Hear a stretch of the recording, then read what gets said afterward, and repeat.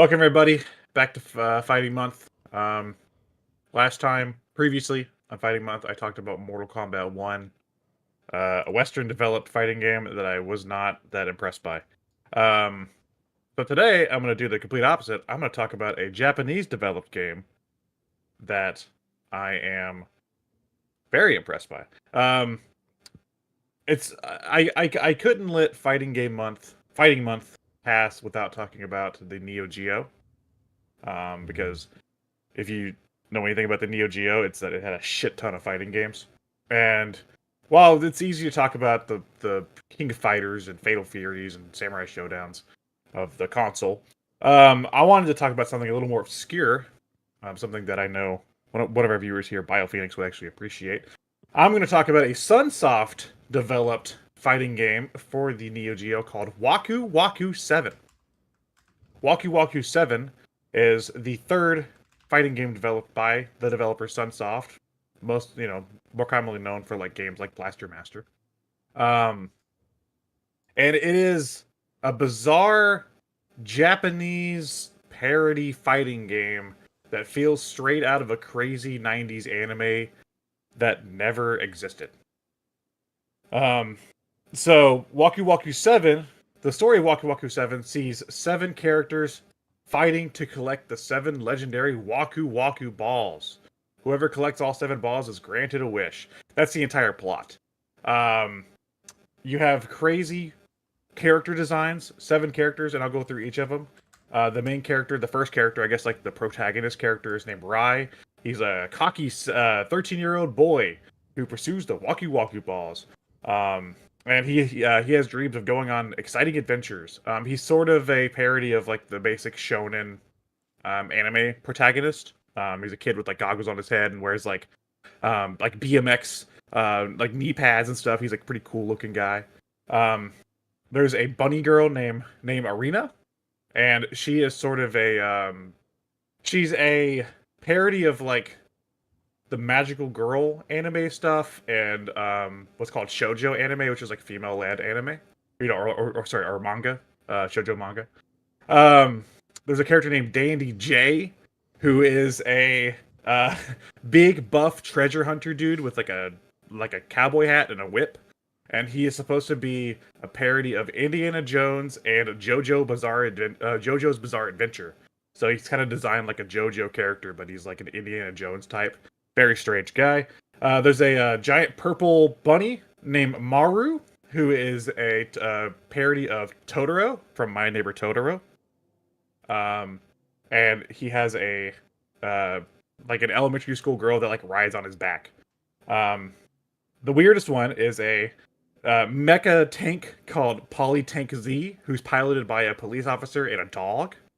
And he is obviously a parody of like mecha anime. And if you know anything about Sunsoft, obviously with like Blaster Master, they like their tanks. So it's cool to see a tank character here. The character named Slash, who is a parody of like the lone swordsman. He looks like a almost like a vampire guy, and he has like a glowing neon sword that like changes colors rapidly. He's actually my favorite character to play as in the game. He's very fun, but he's like your basic stoic type character. And then a character named Tess, who is a parody of like cosplay restaurants in Japan. So she has like a maid get up, but she's also a parody of Astro Boy. So she's a cyborg like robot girl that can like do crazy stuff. And that's your basic cast. And there are 2 other bonus characters you can use in multiplayer, and they're you fight against them in single player. The first one is Bonus Coon, who is a punching bag with a headband. He is a parody of Ryu from Street Fighter. He is your bonus round. And then the final boss of the game is a giant bat monster named Fernandez, who is a parody of the kaiju genre in Japan. You to fight the final boss, you grow really large, and it's like a big kaiju battle. Waku Waku 7 is interesting because it is a 2D fighting game for the Neo Geo, 4-button, because the Neo Geo only had 4 buttons.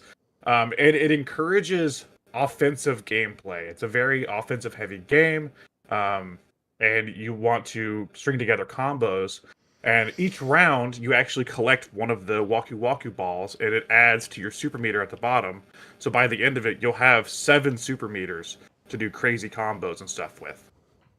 Um, this game's just very visually striking, um, very colorful for a Japanese fighting game. It basically looks like it's already an anime of some sort. Um, and it's a game that I'm just kind of drawn to because like it if you told me that like this was based on something and like these characters had full backstories and like this world was a like an expanded upon world, I would believe you because they put a lot of work into this seemingly random fighting game that didn't go anywhere. I think they did plan to do a second Waku Waku game after this, and it just didn't go anywhere. So this is it. This is Waku Waku 7. It's one game, and it exists.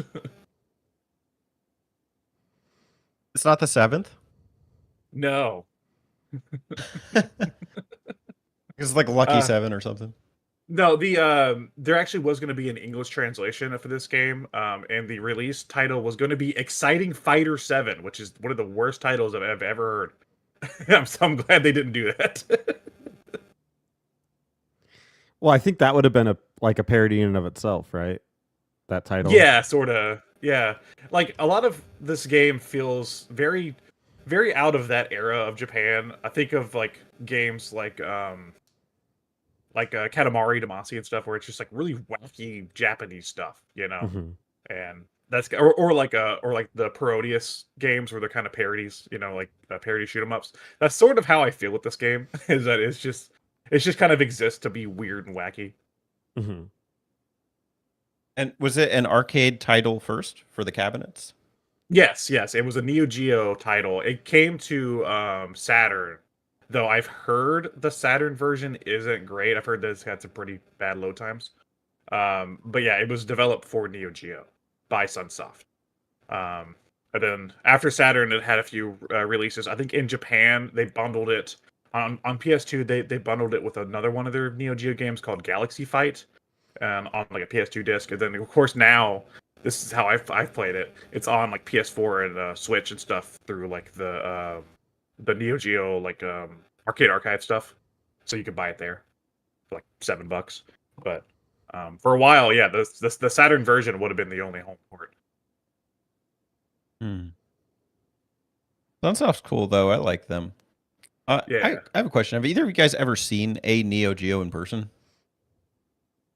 Yes, I've seen because I went to there's an arcade in Tennessee, that is I forgot the name of what it's called, but I've been there a few times and it's got a lot of stuff and they actually had a Neo Geo. They didn't have this game sadly. I think this one might be a little more uncommon, but they had some of the more common games you would expect. You know, because the Neo Geo cabinets you could load like 4 cartridges into them, so they had like like Metal Slug, Samurai Showdown, like that sort of stuff already in there. But so yeah, I have seen and played a Neo Geo once or twice when I've been to this one arcade. Oh, if that's the case, I've probably seen one. I just had no idea what it was and didn't look twice at it. But I'm sure I've passed by one at some point. Well, they have like 4 games to select from on the thing, right, or something? Is that how it Yeah, works? yeah. They like the arcade operator will put 4 cartridges in, and then they'll have 4 little signs on the kiosk showing you which games are currently loaded up. That way you can play whatever game you want to play. I tried looking up arcades in Tennessee, but I don't think this is any of them. It's the game terminal, No, uptown oh, Nashville. it was Game Galaxy. It was Game Galaxy. It's not in Game Nashville, but Galaxy. it's near Nashville. Yeah. Oh no, it's in Goodlettsville, I think, or something like that, or near Goodlettsville. I don't remember. Smyrna. Yes, Smyrna. that's it. There is one in Goodlettsville, but so yeah, Smyrna is the big one. They have a lot of stuff at that one, like a huge selection. So. Cool. I want to give Alex a special award for talking about a game that is the least relatable to me in any possible way. he's rarely hit such highs, but here it is. I'm just Well, this game. I felt weird. I felt weird because I was like, I played last time I talked about like a super Western like standard buy it at Walmart game, and I was like, I need to zag. I need to do something else. Fucking Waka Waka 7, man. Yeah. Well, if there's going to be a month, that's going to be that month. That's maybe at least relatable to you and me, Spencer. Like this is that. It's like it's Sorry, a fighting not game sorry. based off of an anime that doesn't exist that parodies all the other anime tropes that I don't watch. Yeah, It's just parodies everything. And it's and the story is basically Dragon Ball, right? They're collecting the 7 Waku Waku balls to grant a wish. That's basically Dragon Ball. Yeah, it is. All right. Well, let's read some chat. Let's see what they have to say about it. Fire Phoenix says Waku Waku is good coup. Goku Goku. DZD says I've always wanted to play this one. Fire Phoenix says yeah, old Joseph is best. Bonus Coon is best boy. I have Bonus Coon in my Mugen roster.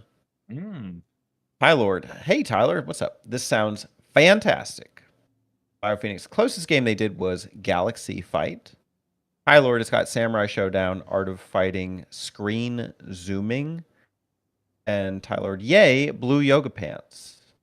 Fire Phoenix, I've seen a Neo Geo in person twice, and I've seen a Neo Geo game once, and it was Fatal Fury 1. Tylord, I don't think I've seen a home Neo Geo in practice. We had Neo Geo at every Pizza Hut. That's cool. I'm seeing people reviewing this game, like just their general reviews, and I feel like the reviewers are missing the mark because they just seem to really drill on like the mechanics of the fighting. And I'm not just understanding what you're saying and like looking at it. I'm not sure that's really the point of the game. Yeah, it's not. Do you think they intended this to be a series or just like somebody just having fun in the office? Well, obviously they wanted to do some sort of sequel because there is like they have concepts for a scrapped sequel they were going to do at some point. But okay. Well, actually, how this game came about was because they did Galaxy Fight first on Neo Geo, which is a fine game. And then after Galaxy Fight, they were kind of developing Galaxy Fight 2, and then they realized that the characters they were designing were boring. So they were like trying to design like really outlandish characters, and then it just kind of became its own thing with Waku Waku 7. So not really. I think they were just kind of having fun with the stupid character designs and stuff, and trying to be wacky. And like that's the appeal of the game. I mean, it's very colorful. It's very cool looking. Like the sprite work's beautiful in this game. And yeah, I mean, compared to hold on, what year did this come out? I have the thing brought up here. Hold up. 96. Yeah, like compared to a lot of like other sprite-based games in 96, like it looks really fucking good.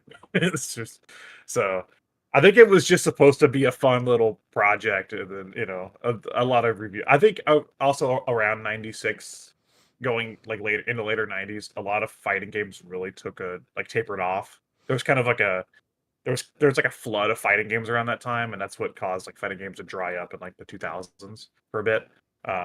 So that could also be a symptom of that. People were like, "Yeah, but it's not that special. It's just another fighting game." When you beat this game with like each character, does it end with like a cool montage of like what they? Because it said that the person who collects all 7 of the legendary Waku Waku balls will have their dearest wish granted. Is it like a Twisted Metal ending kind of situation? Yeah, some of them, like the main character Rai, his is basically just like, I want to go on more adventures, and then they like do it. But like some of them do get some funny ones, like the swordsman Slash. His is like really stoic, and he's like, my sword must set everyone free.